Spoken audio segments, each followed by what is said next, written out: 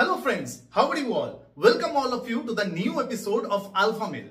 বন্ধুরা আজকে আমরা একটা নতুন ওয়ার্কআউট সিরিজকে লঞ্চ করতে চলেছি যেখানে আমরা প্রত্যেকটা মাসল গ্রুপের ব্যাপারে করব আলফা মেল স্টাইল অ্যানালাইসিস এবং জানবো what can be the best possible way to train those muscle groups.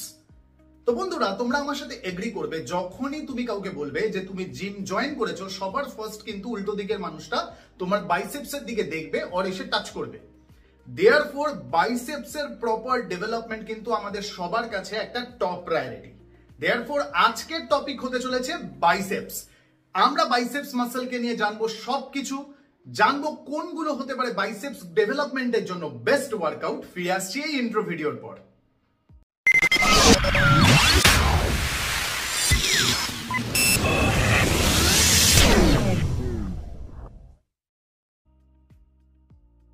So friends, বাইসেপসের proper development করতে গেলে সবার ফার্স্ট আমাদের জানতে হবে what is the anatomy of this biceps muscle, right?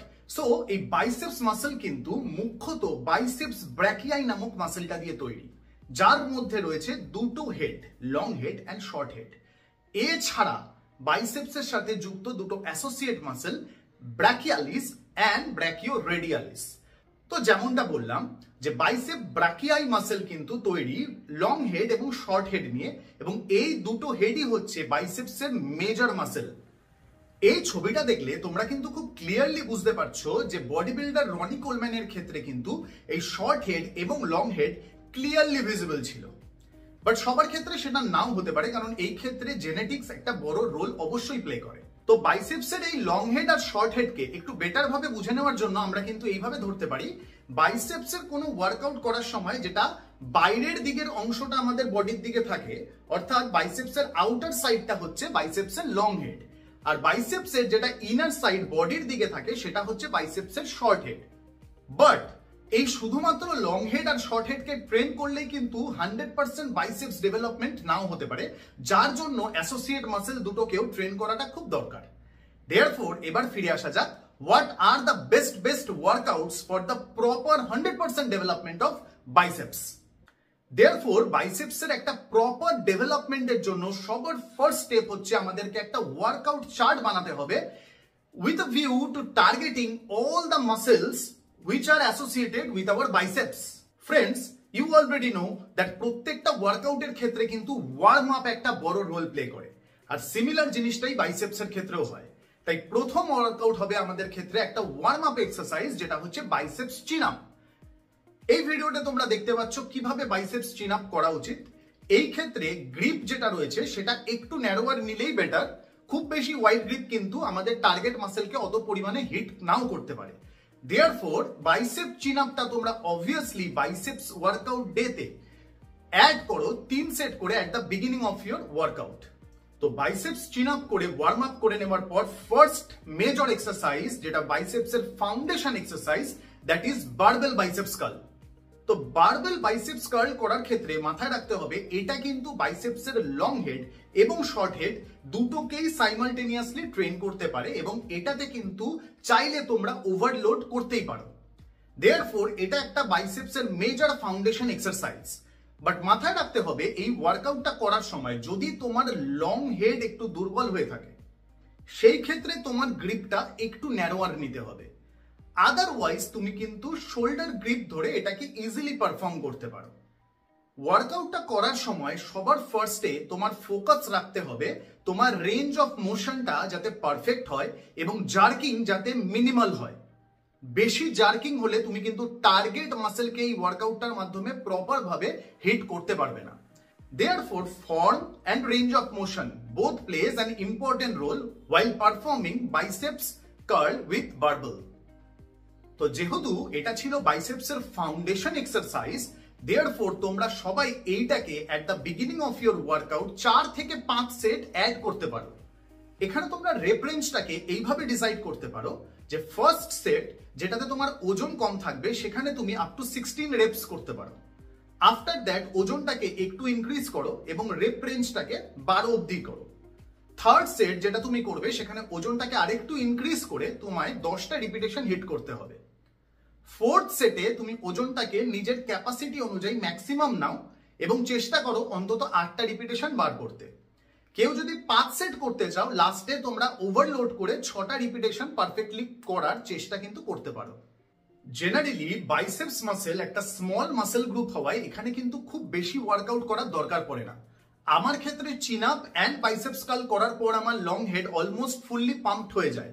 But তোমরা যদি চাও এখানে তোমরা আরো একটা ওয়ার্কআউট ইনক্লাইন ডাম্বেল কার্লকে লং হেডকে ট্রেন করার জন্য অ্যাড করে নিতে পারো। So after long head now দেখে নেওয়া যাক শর্ট হেডকে ট্রেন করার জন্য বেস্ট ওয়ার্কআউট কোনটা হতে পারে। এবার আমরা করব preacher curl with EZ bar. এই ওয়ার্কআউটটা কিন্তু শর্ট হেডকে ট্রেন করার জন্য হাইলি বেনিফিশিয়াল। এখানেও সেম ওয়েতে রেঞ্জ অফ মোশন এন্ড ফর্মটাকে টোটাল কন্ট্রোলে রাখতে হবে এবং ম্যাক্সিমাম তোমরা এটা 4 সেট পারফর্ম করতে পারো। Repetition range will be same like biceps barbell curl. তো বন্ধুরা, বাইসেপ ব্র্যাকিয়াই কিন্তু এই ওয়ার্কআউট গুলো করলে ফুললি পাম্পড হয়ে যাবে। এবার আসছে ব্রাকিয়ালিস। ব্রাকিয়ালিস মাসেলটা বেসিক্যালি বাইসেপসের লং হেডের নিচে এই পোরশন থেকে বিলং করে। এই বাইসেপ ব্রাকিয়ালিসকে তোমরা যদি ভালো করে ট্রেন করে বড় করতে পারো, এর দুটো বেনিফিট আছে। এটা তোমাদের বাইসেপসকে ওয়াইডার লুক তো প্রোভাইড করবেই, তারপরেও যেহেতু এই ব্রাকিয়ালিস মাসেলটা লং হেডের ঠিক নিচে রয়েছে, এ সাইজে বড় হলে কিন্তু বাইসেপসের পিকও দেখতে অটোমেটিক্যালি বেটার লাগে। তো এই ব্রাকিয়ালিস মাসেলকে ট্রেন করার জন্য বেস্ট ওয়ার্কআউট হচ্ছে dumbbell hammer curl. Dumbbell hammer curl কিন্তু তোমরা অবশ্যই তোমাদের ওয়ার্কআউট চার্টে ইনক্লুড করে নাও with the same repetition range like the previous workouts. এক্ষেত্রেও তোমাদের ফর্ম এবং রেঞ্জ অফ মোশনটা যতটা সম্ভব পারফেক্ট রাখতে হবে ফর ম্যাক্সিমাম ব্র্যাকিয়ালিস গ্রোথ। তো ব্র্যাকিয়ালিস মাসেল ট্রেনিংও ডান। এবার আসছে ব্র্যাকিও রেডিয়ালিস। ব্র্যাকিও রেডিয়ালিস বেসিক্যালি আমাদের বাইসেপস এবং ফোরামসের মধ্যে একটা সামঞ্জস্য স্থাপন করে। Without a good forums or a developed forums কখনোই কিন্তু বাইসেপস নিজের 100% সৌন্দর্যটা পায় না। দেয়ারফর আমাদের একটা ওয়ার্কআউট এই ব্র্যাকিও রেডিয়ালিসকে ট্রেন করার জন্য অবশ্যই অ্যাড করা উচিত। সেই ওয়ার্কআউটটা হচ্ছে রিভার্স কার্ল। আমি এখানে ইজেড বার দিয়ে তোমাদেরকে রিভার্স কার্লটা দেখাচ্ছি। এটা তোমরা বাইসেপস ওয়ার্কআউটের শেষে অবশ্যই 3 সেট করে ইনক্লুড করে নেবে। প্রপার ভাবে রিভার্স কার্ল শেষ করার পর তোমার আর্মস কিন্তু ওভারঅল একটা ফুলার লুক পাবে, যেখানে তোমার বাইসেপ এবং ফোর আর্মস দুটোই প্রপারলি পাম্পড আপ হয়ে যাবে। এবার আসছি লাস্ট পার্টে। ওয়ার্কআউট তো ডান হয়ে গেল, বাট একটা জিনিস কখনোই ভুলবে না, দ্যাট ইজ পোজিং। পোজিং যে শুধুমাত্র টার্গেট মাসেলে ব্লাড ফ্লোকে বেটার করে তা কিন্তু নয়। পোজিং এর নিজস্ব আরো কিছু উপকারিতা আছে। তো একবার শুনে নেই ওয়ার্ল্ডের সবথেকে popular fitness coach mister Hany Rambod posing নিয়ে কি বলছেন। The question is, why have my athletes pose and contract and flex in between sets? Simply, it's all about time under tension.